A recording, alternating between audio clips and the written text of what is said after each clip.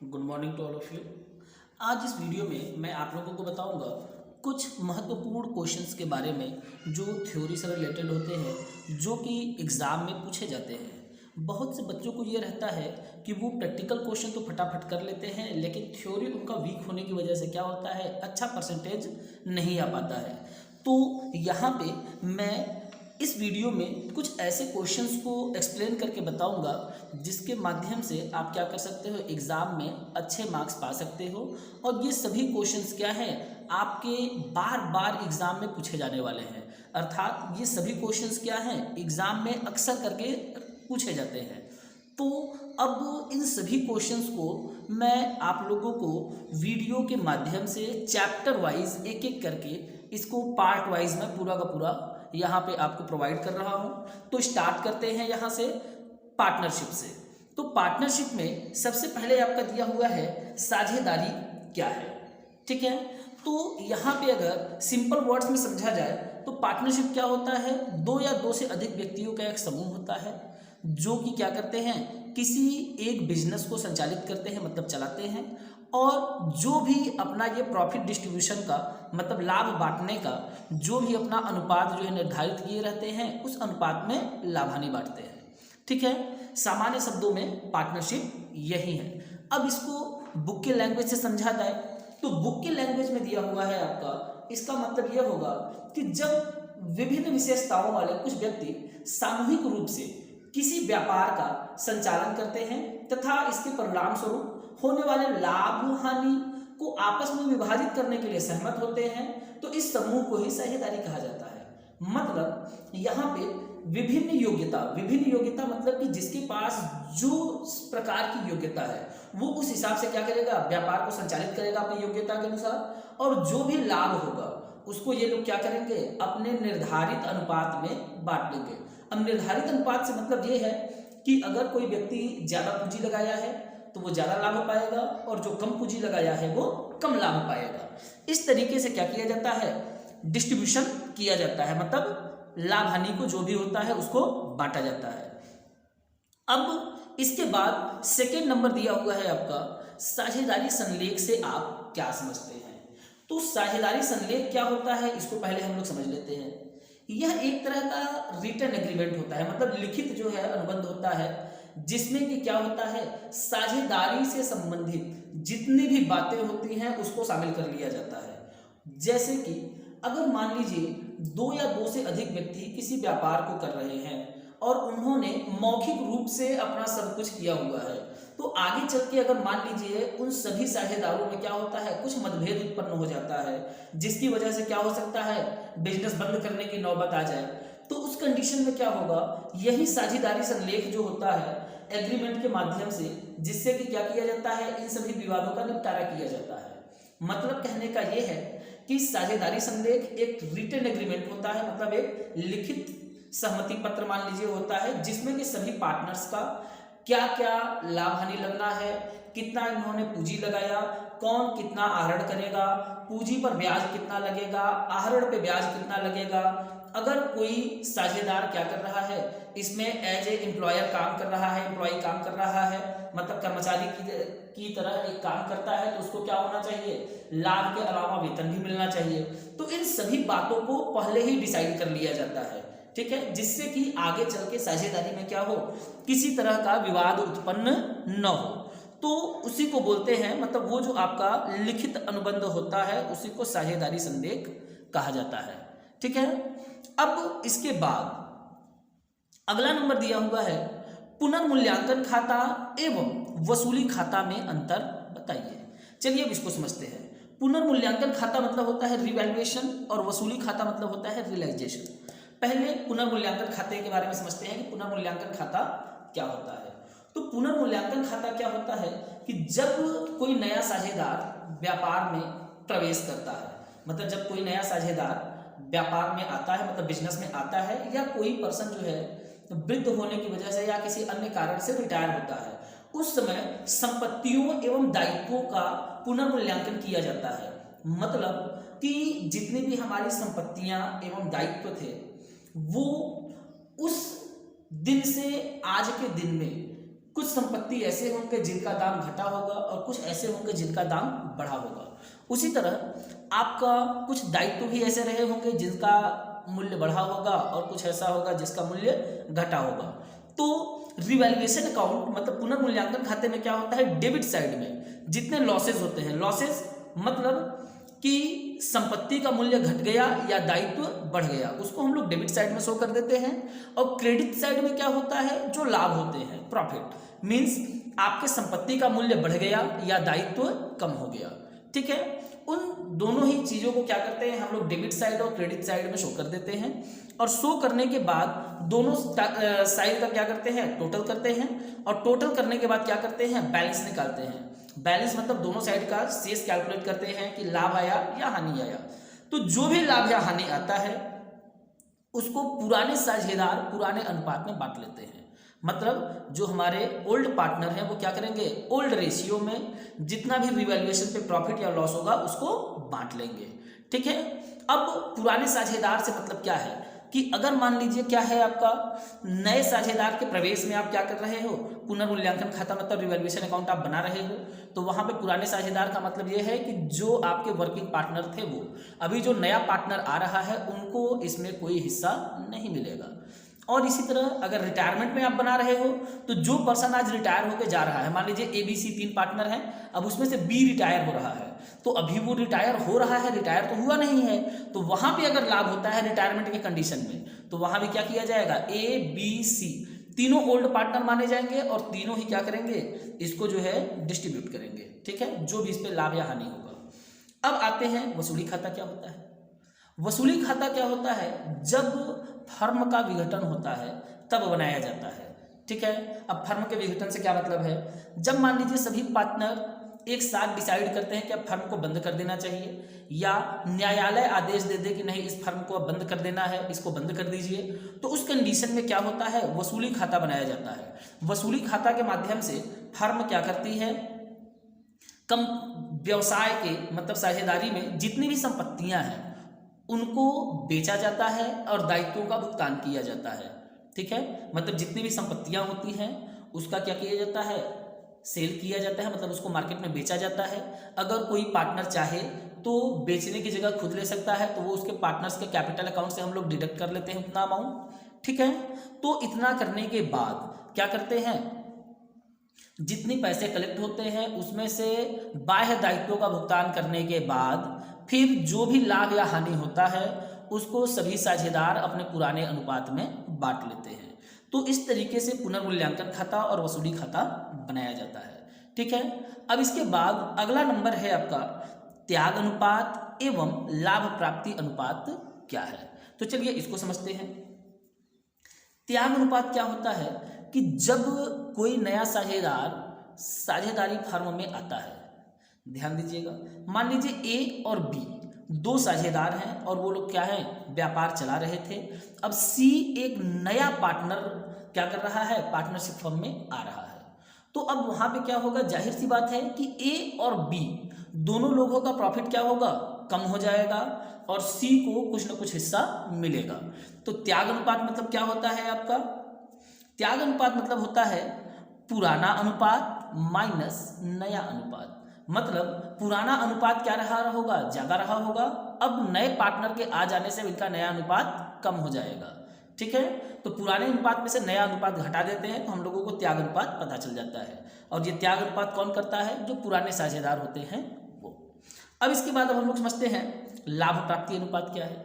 लाभ प्राप्ति अनुपात मतलब होता है गेनिंग रेशियो। गेनिंग रेशियो ये आपका बनता है या कैलकुलेट कब होता है, जब कोई साझेदार पार्टनरशिप फर्म से रिटायरमेंट लेता है, मतलब साझेदारी संस्था से जब कोई रिटायरमेंट लेता है तो उस कंडीशन में जो हमारे पुराने साझेदार होते हैं वो क्या करते हैं, उन लोगों का प्रॉफिट कुछ ना कुछ बढ़ जाता है। जैसे समझिए ABC 3 पार्टनर थे, अब वहां पे क्या हुआ कि B रिटायरमेंट ले रहा है, ABC 3 लोग थे, B रिटायर ले रहा है, रिटायर हो रहा है। तो अब जाहिर सी बात है कि जो प्रॉफिट ए बी सी तीन लोग बांटते थे, अब वो किसको किसको मिलेगा, सिर्फ ए और सी को मिलेगा। मतलब बी तो अब रिटायर होकर जा रहे हैं, तो ए और सी का जो रेशियो बढ़ेगा वही क्या होता है, आपका लाभ प्राप्ति अनुपात होता है। और ये कैसे कैलकुलेट किया जाएगा, मतलब गेनिंग रेशियो के इक्वल टू हो जाएगा आपका new ratio minus old ratio, मतलब नया अनुपात माइनस पुराना अनुपात। ठीक है, अब इसके बाद दिया हुआ है अगला, परिवर्तनशील पूंजी खाते से क्या आशय है। चलिए इसको समझते हैं, परिवर्तनशील पूंजी होता क्या है। जैसा कि हम लोग अपने 11th क्लास में पढ़े होंगे कि प्रॉफिट एंड लॉस अकाउंट हम लोग बनाते थे, और प्रॉफिट एंड लॉस अकाउंट बनाने के बाद बैलेंस शीट बनाते थे। तो बैलेंस शीट में क्या होता था, हम लोग नेट प्रॉफिट लिखते थे, और नेट प्रॉफिट में नेट प्रॉफिट कैपिटल लिखते थे, और कैपिटल में नेट प्रॉफिट को प्लस करते थे, और प्लस करने के बाद अगर इंटरेस्ट ऑन कैपिटल होता था तो उसको भी प्लस कर देते थे, और ड्राइंग मतलब आहरण अगर होता था तो उसको माइनस करते थे। ठीक है, और माइनस करने के बाद जो हमारा कैपिटल आता था, जो नेट बचता था अमाउंट, उसको हम लोग अमाउंट कॉलम में शो कर देते थे। ठीक है, तो इससे क्या होता है कि जो हमारा ईयर की स्टार्टिंग में कैपिटल रहता है वो एट द एंड क्या हो जाता है, कम हो जाता है या चेंज हो जाता है, कम हो जाए या बढ़ जाए। लॉस होगा तो कम हो जाएगा, और प्रॉफिट होगा तो बढ़ जाएगा। तो ये कैपिटल हमारा क्या है, फ्लक्चुएट हो रहा है, मतलब वर्ष के प्रारंभ में जो पूंजी थी वह अंत में नहीं रह गई, यह बदल गई। तो इसी को बोलते हैं परिवर्तनशील पूंजी। और परिवर्तनशील पूंजी मतलब क्या होता है, जो कि हमेशा फ्लक्चुएट होता रहे, घटता बढ़ता रहे। ठीक है, वो हमारा परिवर्तनशील पूंजी होता है। ठीक है, मतलब अगर आपका किसी क्वेश्चन में दिया रहता है कि पूंजी खाता परिवर्तनशील है, मतलब वहाँ पे सिर्फ और सिर्फ आपको पार्टनर्स कैपिटल अकाउंट ही बनाना है। मतलब पहले हम लोग जैसे बाई बैलेंस बीडी शो करते हैं, जो ओपनिंग बैलेंस होता है उसको शो कर देते हैं, और फिर दिखाने के बाद जो भी प्रॉफिट हुआ रहता है प्रॉफिट को शो करते हैं, रिजर्व होता है उसको डिस्ट्रीब्यूट करते हैं, गुडविल का जो भी ट्रीटमेंट होता है उस तरीके से करते हैं। फिर डेबिट साइड में हम लोग क्या करते हैं, टू ड्राइंग या टू इंटरेस्ट ऑन ड्राइंग, अगर लॉस होता है तो उसको भी डेबिट में शो कर देते हैं। तो उसके बाद जब टू बैलेंस सीडी हम लोग कैलकुलेट करते हैं तो ओपनिंग बैलेंस से क्लोजिंग बैलेंस चेंज आता है। यही हमारा होता है फ्लक्चुएटिंग कैपिटल या परिवर्तनशील पूंजी। ठीक है, अब इसके बाद आगे दिया हुआ है, साझेदारी संलेख की अनुपस्थिति में साझेदारी के क्या नियम लागू होते हैं। अब इसको समझते हैं, ध्यान दीजिएगा, ये बहुत ही महत्वपूर्ण जो है पॉइंट है, इसको समझते हैं। तो साझेदारी संलेख, अगर मान लीजिए कोई पार्टनरशिप फर्म क्या कर रहा है, किसी तरह का साझेदारी संलेख नहीं बनाया है, तो उस कंडीशन में कोई भी पार्टनर चाहे जितना ही कैपिटल क्यों न लगाया हो, वहाँ पे लाभ हानि जो भी रहेगा वो बराबर बटेगा। भले एक पार्टनर 5 लाख लगाया है कैपिटल और दूसरा पार्टनर जो है 5,000 रुपये कैपिटल लगाया है, फिर भी अगर साझेदारी संलेख नहीं है तो वहाँ पे क्या किया जाएगा, सिर्फ बराबर ही लाभ हानि बांटा जाएगा। मतलब जो भी लाभ या हानि होगी उसको बराबर बांटा जाएगा। फिर इसके बाद इंटरेस्ट ऑन कैपिटल और इंटरेस्ट ऑन ड्राइंग, मतलब पूंजी पर ब्याज और आहरण पर ब्याज नहीं लगेगा। मतलब अगर साझेदारी संलेख में पूंजी पर ब्याज और आहरण पे ब्याज ये चीज़ या ये पॉइंट मेंशन नहीं है, मतलब नहीं दिखाया गया है या शामिल नहीं किया गया है, तो उस कंडीशन में साझेदार अपने पूंजी पर ब्याज या आहरण पे ब्याज नहीं लगा सकते। ठीक है, इसी तरह अगर मान लीजिए पार्टनरशिप में साझेदारी संलेख नहीं बना हुआ है, तो उस कंडीशन में किसी भी पार्टनर को किसी भी प्रकार का पारिश्रमिक नहीं दिया जाएगा। पारिश्रमिक से मतलब है कि अगर कोई पार्टनर क्या करता है, फर्म में वर्क करता है या काम करता है, तो उनको इसके बदले कोई भी वेतन नहीं दिया जाएगा। ठीक है, मतलब अगर साझेदारी संलेख में नहीं मेंशन किया गया है ये चीज़, तो ये भी आप नहीं कर सकते।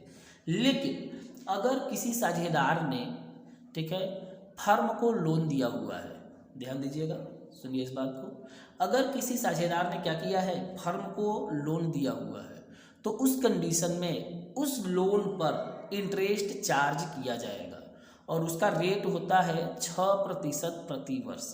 मतलब 6% के रेट से क्या किया जा सकता है, उसमें आप जो भी आपका इंटरेस्ट बनेगा वो कैलकुलेट किया जाएगा और ये पार्टनर को दिया जाएगा। मतलब लोन पे जितना भी इंटरेस्ट बनेगा वो 6% के रेट से कैलकुलेट होगा और ये पार्टनर को दिया जाएगा। अब इसके बाद हम लोग आते हैं अगले क्वेश्चन की तरफ। अब इसमें क्या लिखा गया है? लिखा गया है कि एक फर्म में नए प्रवेश वाले साझेदार के अधिकारों का उल्लेख कीजिए। मतलब कि अगर कोई एक नया साझेदार, ठीक है, आपके क्या है पार्टनरशिप फॉर्म में इंटर कर रहा है, आ रहा है, तो उसको क्या अधिकार दिए जाते हैं। आइए इसको हम लोग क्या करते हैं समझते हैं। तो सबसे पहली बात, अगर कोई पार्टनर पार्टनरशिप फॉर्म में आता है तो जाहिर सी बात है कि वो क्या करेगा, पार्टनरशिप फॉर्म में जितना भी कैपिटल दे के आया है उतने के लिए वो हिस्सेदार तो है, मतलब मालिकाना हक तो उसका है, तो वो लाभ प्राप्ति का अधिकार उसके पास रहता है कि वो क्या कर सकता है, लाभ प्राप्त करेगा। ठीक है। अब इसके बाद दूसरी बात, वो फर्म के जितने भी लाभ या हानि है या जो भी एक्टिविटी हो रही है, trading account, profit and loss account, balance sheet बन रहा है, उन सभी रिकॉर्ड को भी क्या होता है, उसको देखने का अधिकार होता है। मतलब एज ए मालिक, जैसे कोई भी एक बिजनेस का ओनर होता है, उसी तरह एक नए पार्टनर के भी क्या रहते हैं, राइट्स रहते हैं, उसके भी अधिकार रहते हैं कि जो आपको अधिकार एक मालिक को दिया जाता है वो सभी अधिकार जो है एक नए साझेदार को भी मिलता है। ठीक है। अब इसके बाद जो अगला चीज दिया हुआ है क्वेश्चन, वो दिया हुआ है कि ख्याति क्या है, छिपी हुई ख्याति पर टिप्पणी करें। तो पहले हम लोग समझते हैं ख्याति क्या होता है। ठीक है। ख्याति क्या होता है, यह जो है एक नए बिजनेस और एक पुराने बिजनेस में अंतर पैदा कर देता है। मैं इसको उदाहरण के तौर पे समझा रहा हूँ, ध्यान से समझिएगा। जैसे मान लीजिए कोई एक नया फर्म अभी अभी बना हुआ है और एक कोई पुराना फर्म चल रहा है, तो पुराने फर्म को ज़्यादातर लोग जानते हैं नए फर्म की अपेक्षा। कोई नया फर्म जब होता है तो वो धीरे धीरे मार्केट में अपना क्या करती है, पहचान बनाती है, और पहचान बनाने के बाद फिर क्या होता है, उनको सब लोग जानना शुरू करते हैं। तो ख्याति का मतलब ये है कि जब किसी बिजनेस का एक रेपुटेशन बढ़ता है, ठीक है, तो उसी रेपुटेशन को ही बोलते हैं ख्याति। ठीक है।